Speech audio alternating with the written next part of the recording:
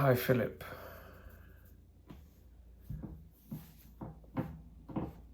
Could you let me know if it's worth me doing any further autism tests, or whether it's even worth taking these tests seriously, whether I can take an online test seriously?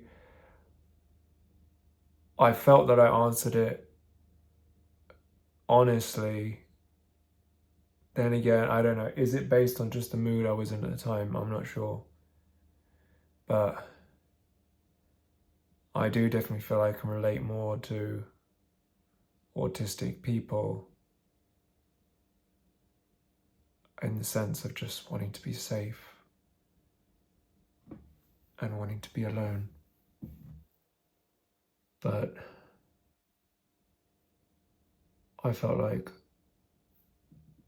maybe I've been masking my whole life. Like a lot of the time I feel like the way I behave isn't even me. It's just a front. It's just how I've learned to be. Because I wasn't allowed to be a quiet child. I wasn't allowed to be me. I was forced into speaking when I didn't want to speak. But then again, there was a lot that I couldn't put a voice to, which I can put a voice to now. I don't know. I would like your opinion, if you don't mind. I know that I'm not in therapy anymore. I'm aware of that. I don't know where else to turn, which maybe doesn't sound great, but I don't know.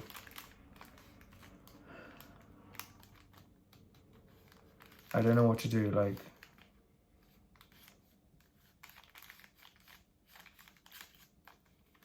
I feel like the way I answered those questions,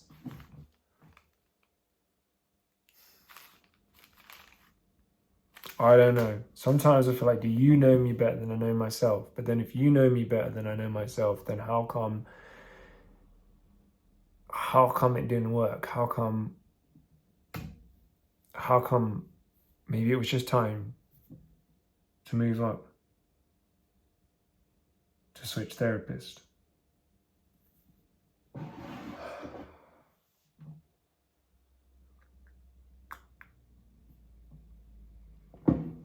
I'm trying to get to the insight here. I don't know how to get there.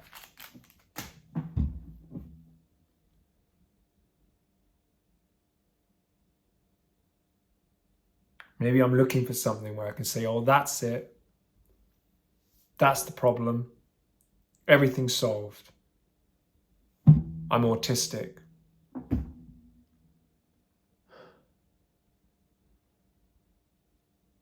Maybe I want to be autistic. Just like sometimes I want to be gay. Maybe it's just about being safe. I don't know. I can't work it out. But I did that test and I can do more. And when I click those answers, I thought about it, but maybe you're not meant to think about it. Maybe you're meant to answer it quick. It's meant to be immediate. Why did I think about it? Did I think about it because I wanted it to show up as autistic?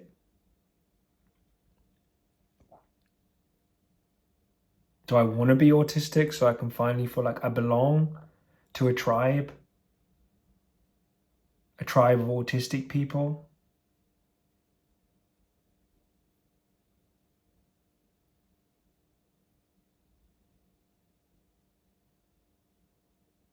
I'd rather belong to a tribe of autistic people than a tribe of malignant narcissists. Even though, as you said, autism does have a narcissistic component. So, I mean, what's going on? I mean, you spoke to me for years, you knew me for years, you're experienced with autism.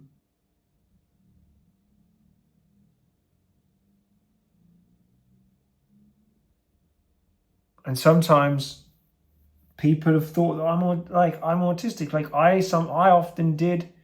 Maybe it was just anxiety, but often I was sometimes the last one to like understand a joke. I couldn't get on with social norms. I found social dynamics confusing. The whole concept of flirting confusing, just like not knowing where you stand with someone. I always like things just to be direct and clear and know what the plan was and routine.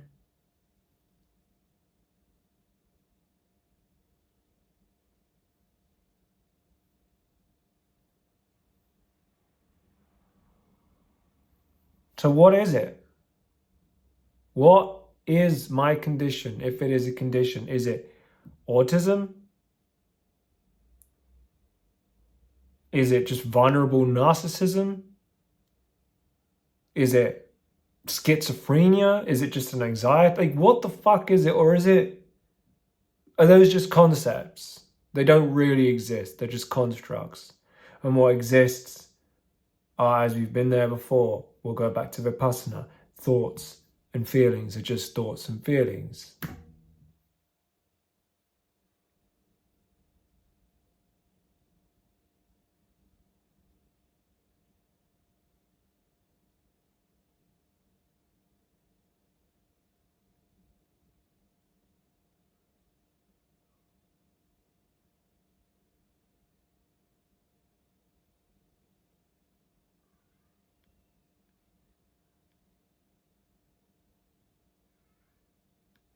Steve, I learned a lot from Steve. Trouble is, I learned too much too soon in a way, and I couldn't handle it. But it happened the only way it could happen. As you said, things happen as they should. Because if it wasn't how they should, if it wasn't how they should have happened, then they wouldn't have happened that way. That's how it happened.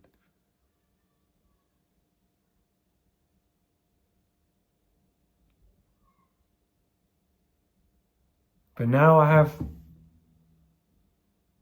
no sort of competent mental health professional.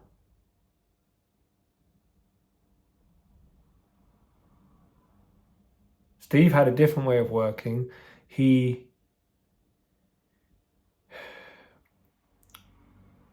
didn't want me to go over the whole family, the whole psychodynamic spiel. He didn't want me to go over the whole round the houses of all of that thing. And you know what I'm talking about. So I would elaborate with you, but you get it. It's just,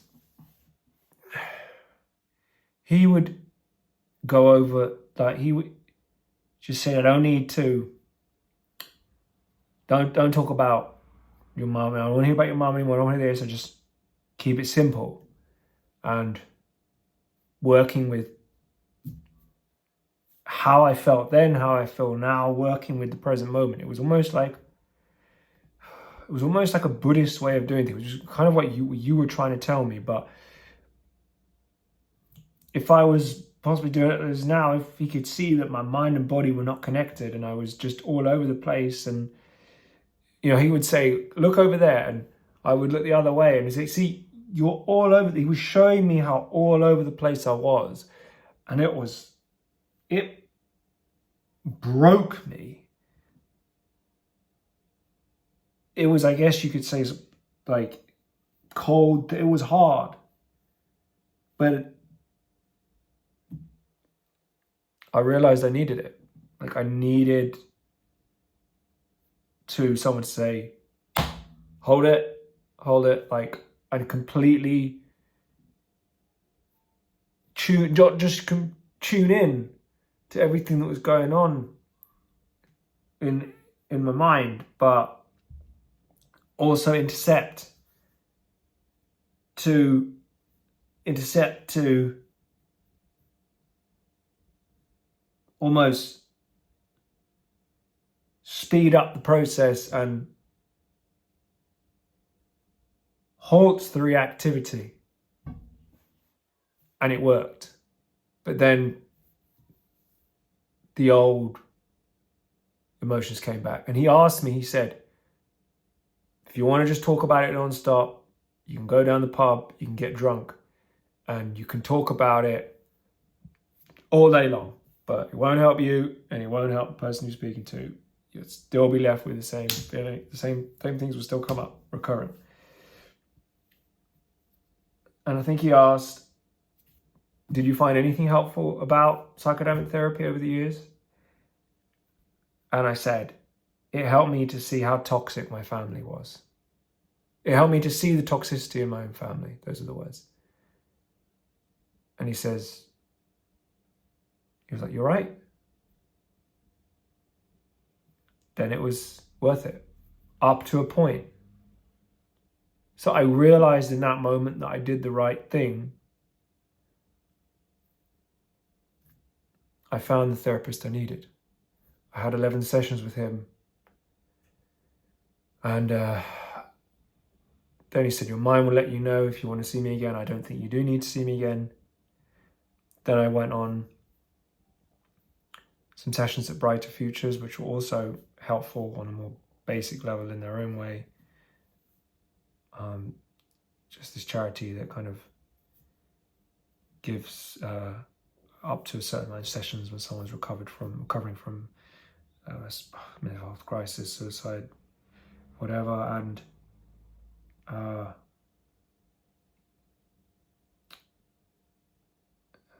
was I? And that was helpful in his own way. And then recently I thought about having another session with him, and then I realized when I saw him in 2022, he was already looking to retire. So he's retired. So it feels like, and I'm going to compliment you again now. It feels like, did I compliment you already? I've complimented you before. It feels like the best in the business are retiring. There you go. There you go. I hope you like that. But the best in the business are retiring. You know, and I wonder who will take their place.